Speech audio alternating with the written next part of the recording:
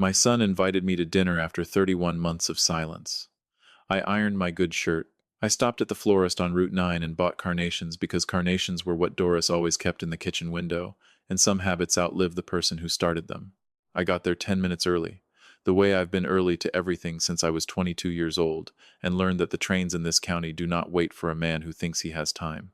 But I never made it to that porch. I never got to knock. A woman came out from behind the garage before I even reached the flagstone path, and she grabbed my sleeve so hard I felt her nails through the fabric. Her eyes were doing something I'd only seen once before, on a nurse's face the night we lost Doris. "Mr. Halloway," she said, "don't you dare ring that bell. Turn around and walk back to your car right now." I should have shaken her off. I should have told her she had the wrong house, the wrong old man, and walked up those 3 steps to embrace the son I hadn't held in almost 3 years. But there was something underneath her voice, something that had nothing to do with a stranger's opinion and everything to do with fact, and my legs did what my pride couldn't. I crossed back over the lawn. I ducked behind the Pendergrass's boxwood hedge, 2 doors down, a 63-year-old man with a bad hip and a bouquet of carnations, feeling like the biggest fool in Erie County, Pennsylvania. 6 minutes. That's all it took. And what I watched happen in those 6 minutes taught me that the dinner I'd been dreaming about for 2.5 years was never a dinner at all. It was bait. And the man who said it was my own son. My name is Carl Halloway. I'm 63 years old, and for 26 years, I worked as a benefits fraud investigator for the County Department of Aging, which is a job most people have never heard of and fewer still understand. When somebody calls in worried that an old man is being taken advantage of, somebody has to go look. That somebody was me. I sat in 1,000 kitchens. I looked at pill bottles and bank statements and asked gentle questions that weren't gentle at all. Who has your checkbook now? Who drives you to the doctor? Do you know what day it is? I wrote up 800 and some cases in that chair, and I turned down more petitions than I approved, because I learned early that greed dresses up in a cardigan and calls itself concern. There were lawyers in this county who hated the sight of my reports. And on the second Friday in June, at 6:47 in the evening, in the driveway of the split-level ranch I helped my son buy the down payment on in 2011, I became exactly the kind of case I used to investigate. Let me back up, because you need the whole shape of it before I show you the 6 minutes. I hadn't heard my son Peter's voice in 31 months. He's 36. He teaches high school math in Mill Creek, or he did, I'll get to that.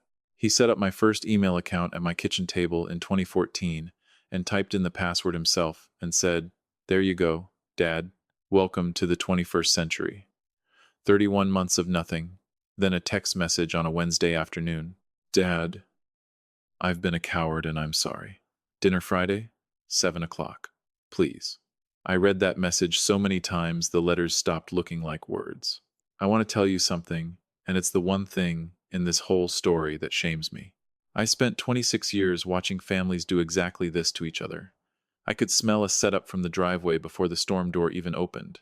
And my own boy sent me 11 words, and every alarm I'd built over a career went dark and silent, because hope does not care what you've been trained to notice.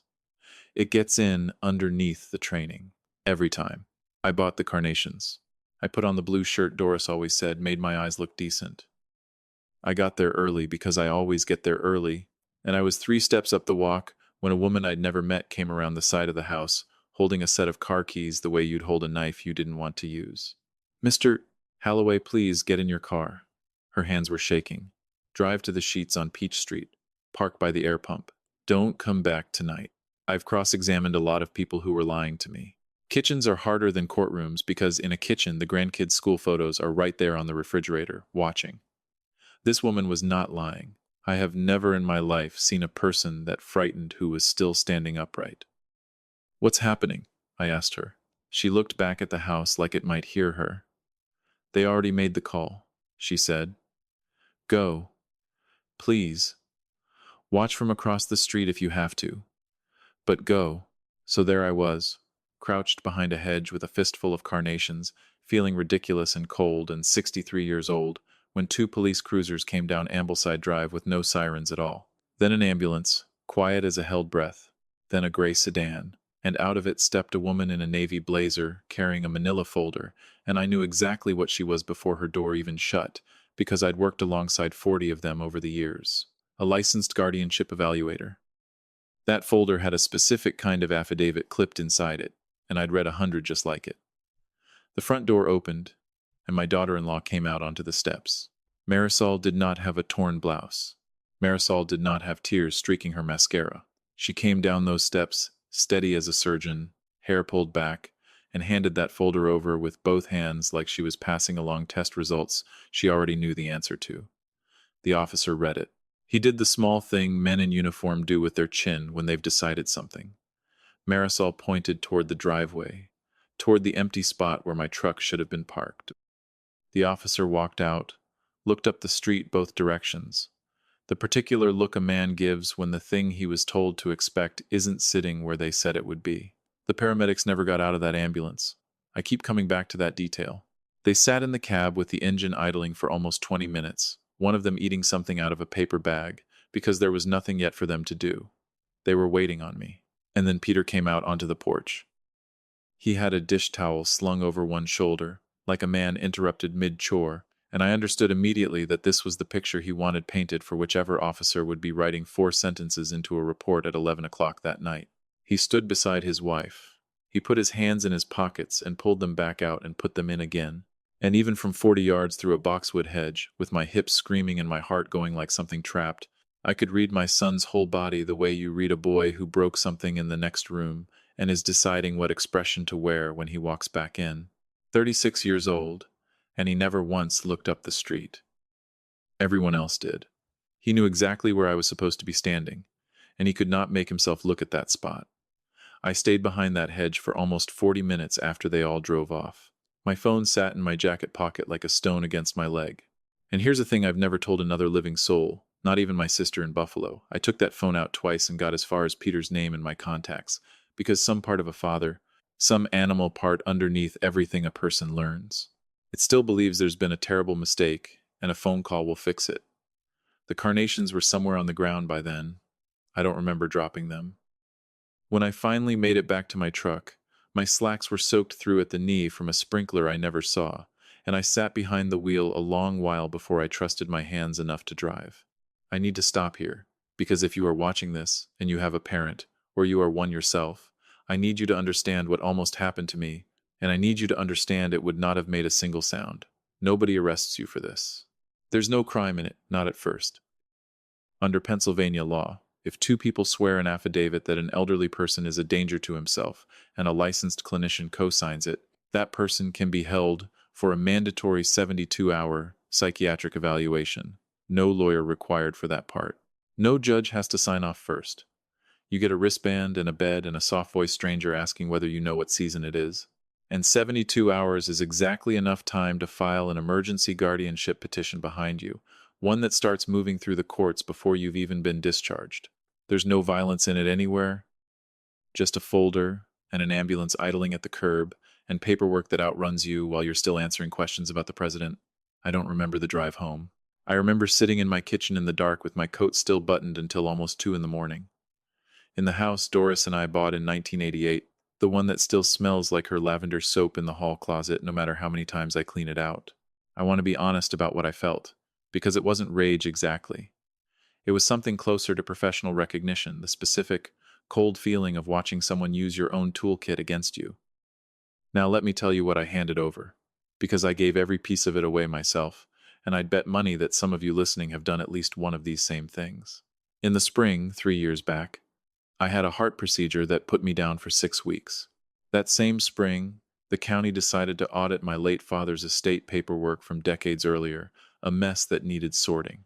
Peter sat at my hospital bedside and said, "Dad, just sign this so I can handle the audit for you." A durable power of attorney, 4 pages, and I signed it with a hospital pen because my hand was shaking too much to argue. I never revoked it. 3 years it sat folded in a drawer in his home office, and it never expired, because durable means exactly that it survives you losing your capacity to say otherwise.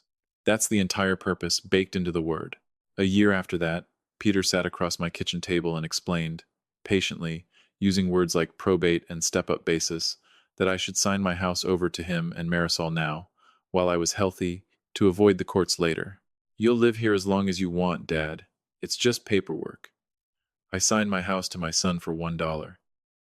And then, 8 months ago, they gently suggested the stairs were becoming too much, and wasn't it convenient that there was a nice one-bedroom over on Liberty Street with an elevator and no yard to maintain? 26 years I sat in other people's kitchens watching this exact thing happen, and every single time, the family said the same four words. It's just paperwork. I said them too. It happened to a man who built an entire career around recognizing it happening to somebody else. That's how strong the current is. There's one more thing, and it's the piece that finally explained all of it, though I didn't understand it until a courtroom in August. Back in the winter, I pulled my own credit report to look into refinancing my truck, and there, buried in it, was a personal guarantee for $68,000. A business line of credit for Halloway tax prep, Peter's small tax practice, dated the 14th of January, with my signature on it. I had never seen that document in my life. I called him. He said there'd been a mix-up at the bank, some clerical error. He'd get it corrected. 6 weeks passed. Nothing. I called again and asked him to email me a copy of the signature page, and here's how small it was. He didn't raise his voice, didn't get defensive, just said, "I'll send it, Dad." He never sent it. I asked a third time in May, and the following week, Marisol called me herself, in a voice pitched like a hospice nurse, and told me that I was putting a tremendous amount of stress on Peter, that he needed some distance for his own health, that maybe I should stop reaching out for a while. 31 months of silence began with a father asking his son for a photocopy. I thought I'd lost my boy because I'd embarrassed him somehow. I hadn't lost him because I'd embarrassed him. I'd lost him because I'd nearly caught him. Before I take you into the harder part of this, tell me where you're watching from tonight, and what time it is where you are right now. I read every one of those. It's genuinely the best part of my week, hearing from all of you scattered across the map. All right, stay with me, because I need to put something here that belongs nowhere else in this story. Doris died on a Sunday in October. Pancreatic, 11 months from diagnosis to the end, which people kept calling a mercy. And it was, and it also wasn't, and both of those things are true forever at the same time. Peter was 26 then, drove up from Pittsburgh, and sat with her the last 2 nights without sleeping either one of them. At the funeral, he stood up with no notes and talked for 4 minutes about her hands, about how she used to press bread dough with her thumbs in a specific rhythm he could still hear. Afterward, in the church basement, with the folding tables and the sheet cake, he put his arm around my shoulders and said, "It's you and me now, Dad." He meant every syllable of it. I need you to understand that, because it would be so much simpler for me if he'd been lying. He was 26 years old and he meant it completely. And 10 years later, he signed a document asking a judge to strip my name off my own life. Nobody tells you that people don't turn all at once. They slide an inch at a time, in a direction they would have sworn on their mother's grave they'd never go, and every single step feels smaller than the one right before it. When Peter was 11, I taught him to change a tire in the gravel lot behind the sheets on Peach Street, the same sheets that woman in the driveway told me to hide near 30 years later, which I didn't think about in the moment and haven't stopped thinking about since. It was February. His fingers were purple with cold. He couldn't break the lug nuts loose, and he threw the wrench across the lot, and I made him walk over and pick it back up. He cried. He said he couldn't do it. I told him to put his whole body weight on the bar and let gravity do the work he couldn't do with his arms alone. He did it. It came loose. I have replayed that afternoon probably 1,000 times since June, and here is what I've landed on. I taught my son to solve a problem by putting his full weight behind it. I never once taught him what to do when the problem in front of him was a mistake he'd already made and couldn't put his weight against. He called me 6 weeks before the hearing. I shouldn't have answered. My attorney had told me plainly not to, but I did. His voice was wrecked. "Dad, please, please just drop this." I didn't say anything. I know exactly what that silence looked like from his side. He kept going. "It wasn't Marisol said you needed." He stopped himself, started again. "I'll sign the house back tomorrow. Today, anything you want." And I said, "I want the 14th of January. Silence on that line so long I could hear a television somewhere behind him. "I don't know what that is," he said. He knew exactly what it was. I hung up, standing in a kitchen that still smells like lavender soap every single night of my life, and I understood my son had just lied to me for the last time it would ever come free of consequences. The woman from the driveway called me the next morning at 7. "Mr. Holloway, this is Renata Cole. Ma'am, I owe you everything, I told her. I need to say some things quickly, she said. I do home care. I've worked 11 years for Cornerstone Fiduciary Services. That's your daughter-in-law's employer. I sat down at the table. Marisol Holloway is a licensed professional guardian, Renata said. Right now, she has 38 wards. 38. She explained the number the way you'd explain something most people never learn, until it lands on them, when an elderly person has no family able or willing to manage their affairs, or when the family is in conflict. A probate court appoints a stranger, a professional, and that stranger controls the money, the housing, the medications, even who's allowed to visit. They bill the ward's own estate for their hours, $90, $100 each. It's a legitimate industry when honest people run it. 38, I said. 39. If this paperwork clears, Renata said, flat and even. I've watched her do this 3 times before. She doesn't need a crime, Mr. Holloway. She needs a hold, a doctor's signature, and a next of kin willing to petition. And Peter, your son, signed the petition. It was filed the Tuesday before he texted you about dinner, 2 days before. The dinner invitation was written after the petition had already been filed. The dinner was never the trap itself. The dinner was service of process. They needed me physically at that address, at that specific hour, so the affidavit could state that I'd presented at the residence in an agitated condition. I set the phone down on my knee and looked out the window at the maple tree Doris planted the year we moved in. Then I picked it back up. Mrs. Cole, why did you stop me? A long quiet. In 2009, my grandfather lived on Wu on Wren Street, she said, catching herself. My cousin filed to take his house. A man from the county came out and sat with him 2 full hours.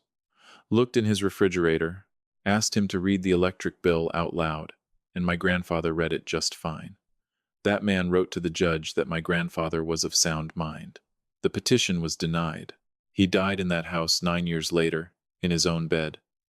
I couldn't say a word. I remembered your name, Renata said. You never knew mine. I was standing in the hallway that day. I was 19, 26 years, 800 some reports, and I could not have told you a single detail about that family or that street. I saved a man's whole life and forgot the afternoon within a week, because it was a Tuesday and I had 3 more houses on my list. And 2 decades later, that forgotten afternoon walked out from behind a garage and grabbed my wrist.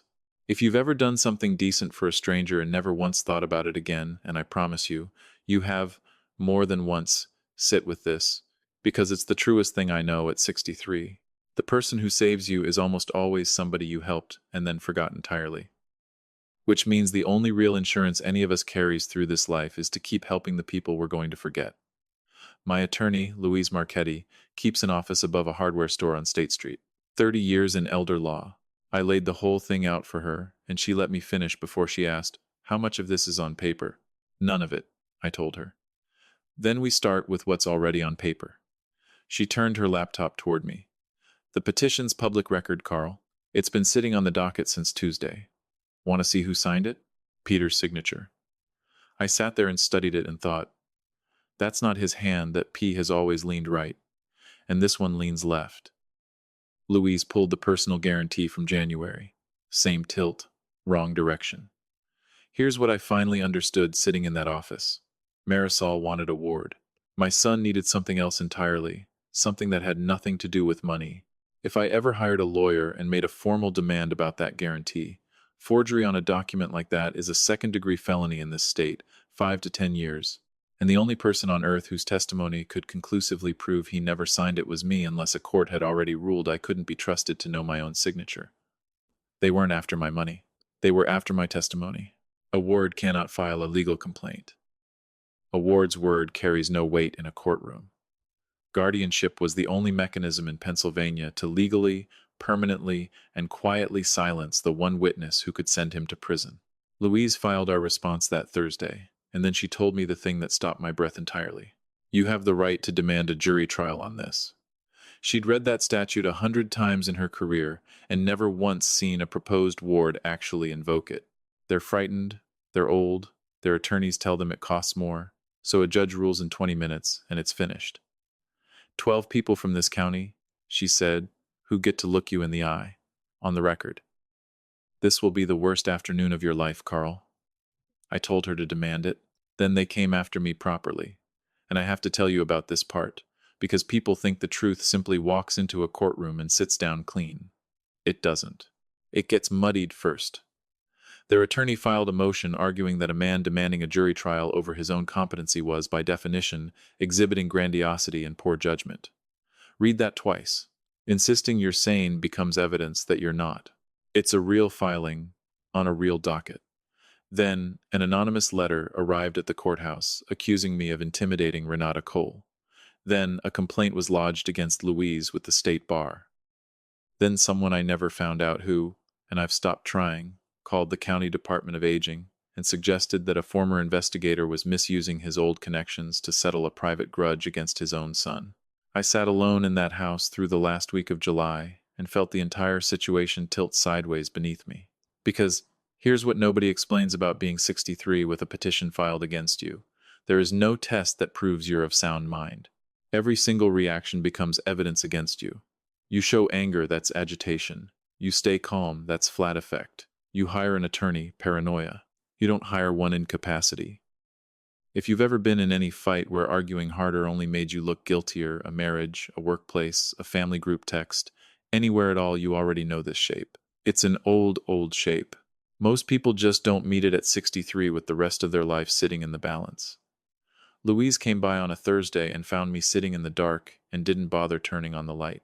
She sat across from me and said, "Carl, you've written hundreds of these reports. What did the good ones always have?" I told her. "The old man had somebody in the room who wasn't family." "Then let's fill that room," she said. The presiding judge recused herself in a single sentence because I'd submitted reports to her court for over a decade, and I have never respected a person more than in the 4 seconds it took her to do that. They brought in Judge Everett Bosch from the next county over 70, deliberate, famously unmoved by anybody's charm. August 19th, courtroom 3. It was the longest day I've spent inside any building in my life. I want to slow down here, because I've run this back thousands of times since, and it takes longer every single time. 12 jurors, 8 of them under 50. Peter at the petitioner's table in a suit that hung off him differently than I remembered, like he'd lost real weight. I looked at my son's collarbone and thought, he hasn't been eating. Marisol beside him, spine straight, hands folded. Me, at the other table. And the strange thing nobody prepares you for is that in a guardianship hearing you are neither plaintiff nor defendant. You're the subject. They discuss you in the third person while you sit 6 feet away listening to it. Their attorney went first, a polished young man who pulled up 6 weeks of text messages on the courtroom screen for the jury to read. Messages supposedly from me to Peter, growing stranger as the weeks went on, talking about Doris in the present tense, asking why she hadn't come home yet, mentioning the handgun locked in my closet since 1998. Some jurors couldn't meet my eyes while they read it.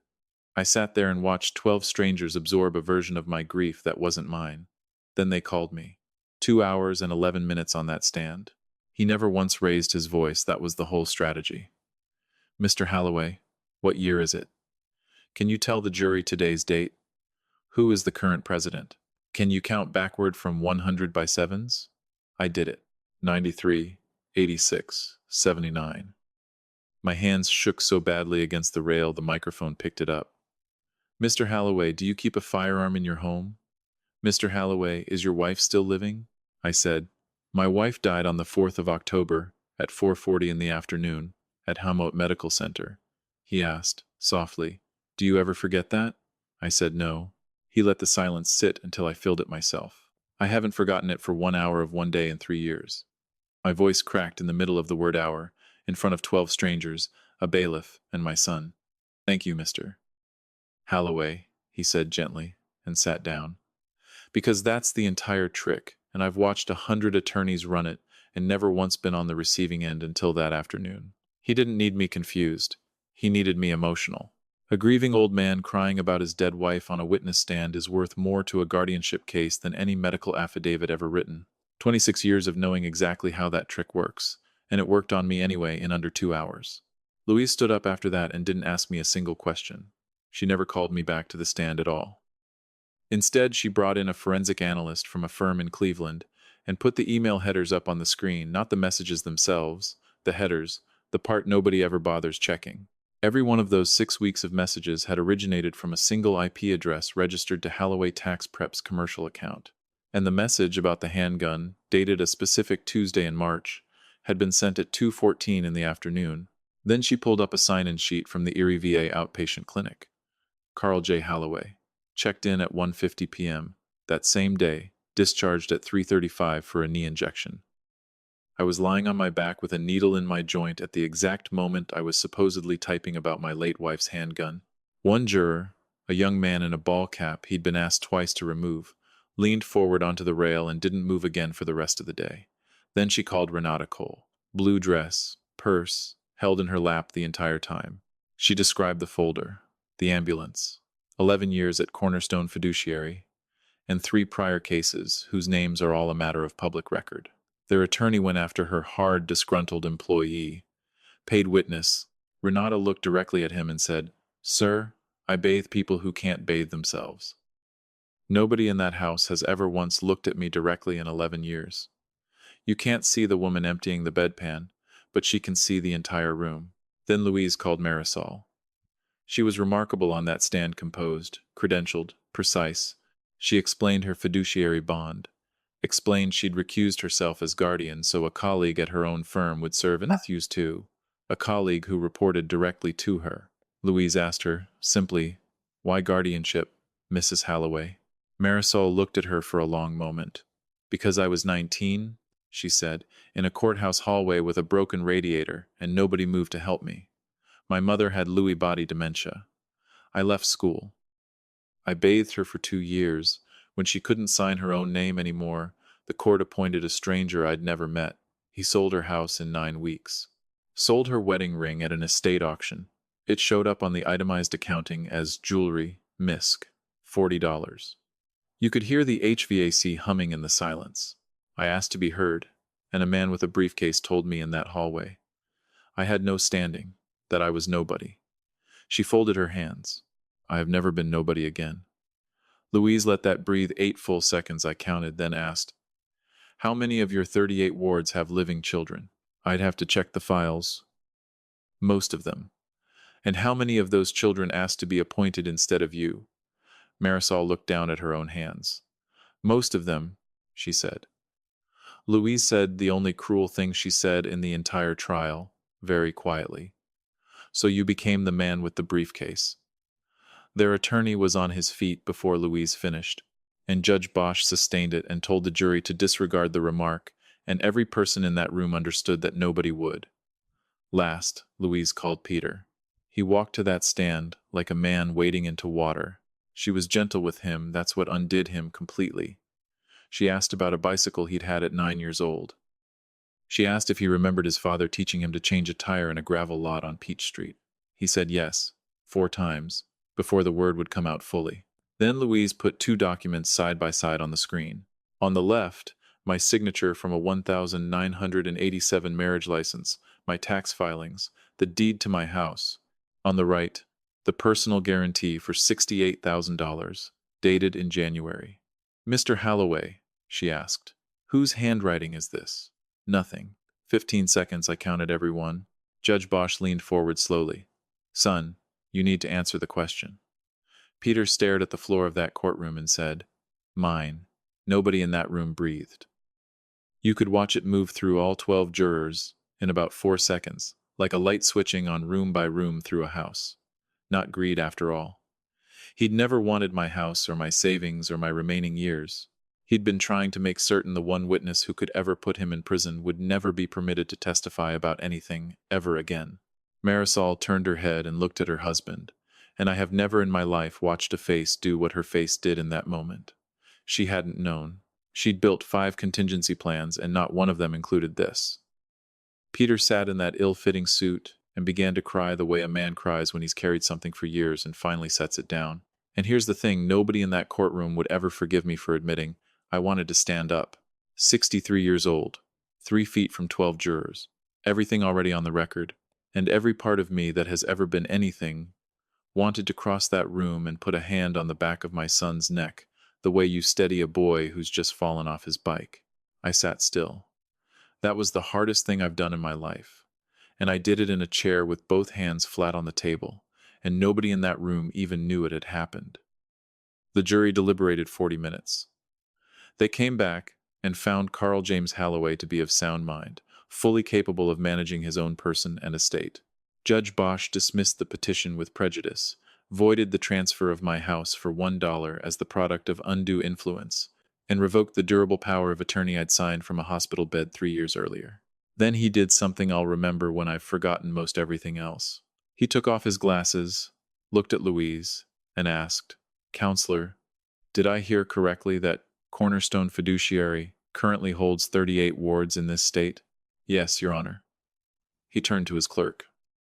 "Get me the presiding judge of the probate division, today." That phone call is the only thing from this entire year that actually matters, because 38 people never got a jury of their own. They were old and tired, and their lawyers told them it would cost too much, and a judge decided their whole future in 20 minutes. Cornerstone went under state audit that September. All 38 cases were reopened. 6 are still working through the courts. Marisol surrendered her guardianship license. She was never charged criminally, because there'd never technically been a crime, which was the entire design of the plan from the start, but she can never again be appointed guardian anywhere in this state. Peter pled guilty to forgery, 5 years probation, restitution, and surrendered his teaching certification voluntarily, which for him was the harder loss. He's 37 now, doing bookkeeping for a lumberyard outside Meadville. He wrote me a letter in December, 6 pages, no excuses in it, anywhere, which is exactly how I knew it was real. I haven't answered yet. I will. I don't know when. I won't pretend to you that I've forgiven him, because I haven't. And any man who tells you he forgave something like this within 6 months is selling you something. But I keep that letter in the drawer, where the power of attorney used to live. I asked the court for one thing afterward. I asked to be appointed a volunteer visitor on the reopened cases, unpaid, too old to be hired, too stubborn to be anybody's client. They said yes. So last Tuesday I sat in a living room in Girard with a legal pad on my knee, across from a woman named Agnes Petrakis, 84 years old, who could not tell me what year it was. I asked her all the standard questions, the date, the president, counting backward by sevens. She couldn't manage any of it. And then she looked at me with those pale, watery eyes and said, "Mister, I don't know what day it is, but I know they took my mother's rocking chair, and nobody ever asked me if that was all right." I wrote that sentence down word for word, and it went into my report, case 8-112. I've been doing this work since before some of you were born, and it took a man trying to erase me from my own life to finally teach me how to actually listen. Here's what I know now that I didn't know before June. They never come for the money first. Everybody assumes it's the money. It isn't. They come for your standing, your credibility, your right to be believed about your own life. Because once that's gone, the money is just a formality that follows automatically. So is the house. So is where you're allowed to sleep, and who's allowed to visit, and whether anyone bothers to tell you what medication is in your body. Money is only a lock. Standing is the key.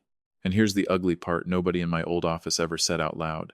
In nearly every one of these cases, the victim handed over that key himself, cheerfully, at a kitchen table, because it was just paperwork, and it was just his son.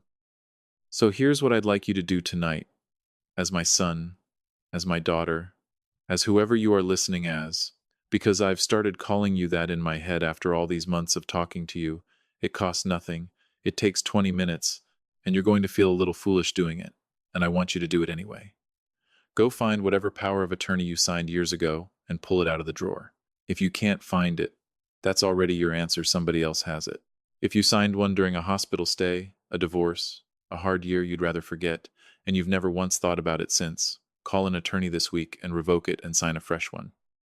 It'll cost you less than a car battery. Then sit down and write out every single person who currently has access to your email, your bank accounts, your phone. Read that list out loud to yourself. Ask when you last actually spoke with each name on it. And here's the real question underneath all of it. It isn't who's stealing from me. It's this who is holding a key to my life that I handed them myself and never once thought to take back. Because you did hand it over, at a kitchen table, on an ordinary good day, to somebody you loved completely. That's the only way it ever gets in. Before I let you go tonight, I want to hear from you, because this question splits every room I've ever told this story to. Tell me if you think I was right to sit still in that courtroom and let my son cry 3 feet away without moving. Tell me if you think I should have gone to him anyway. A father's still a father. And some of you will say the law had already won, and I could have afforded 10 seconds of being a person instead of a witness, and I've argued your side of it myself at 4 in the morning more times than I'll admit out loud. And tell me if you think my real mistake happened years earlier, with a plastic pen in a hospital bed, 4 pages I never read closely and never revoked, and everything that came after was just the paperwork finally catching up to that one signature. That last one is the thought that keeps me up most nights. Tell me where you're watching from, and what time it is right now where you are. It's a strange, good thing, knowing this is playing on a phone in a kitchen in Ohio at midnight, or on a bus somewhere at lunchtime, or in a truck cab already dark outside. And if you've ever sat in a room and been discussed in the third person while you were right there listening, tell us. Don't dress it up for anybody. Somebody scrolling past your comment tonight has never once heard another person say it out loud before. If this stayed with you, stay with me a while longer too. It's just me, these stories, and a comment section that keeps me honest more than any courtroom ever did. Thank you for spending this hour with me. Go find out what you've signed. And go be kind to somebody you're probably going to forget. Take care of yourselves out there. Some keys don't get stolen, we hand them over ourselves on an ordinary good day to someone we love and simply forget to ever ask for them back. Maybe the real lesson isn't to trust less, but to check in more. On the papers in the drawer, and on the people we've quietly stopped calling. A photocopy, a phone call, a Sunday visit, small things, but they're how love stays honest instead of just hopeful. A small note for you. This story was written and imagined by AI for entertainment purposes, though we hope its gentle life lesson still finds a place in your heart.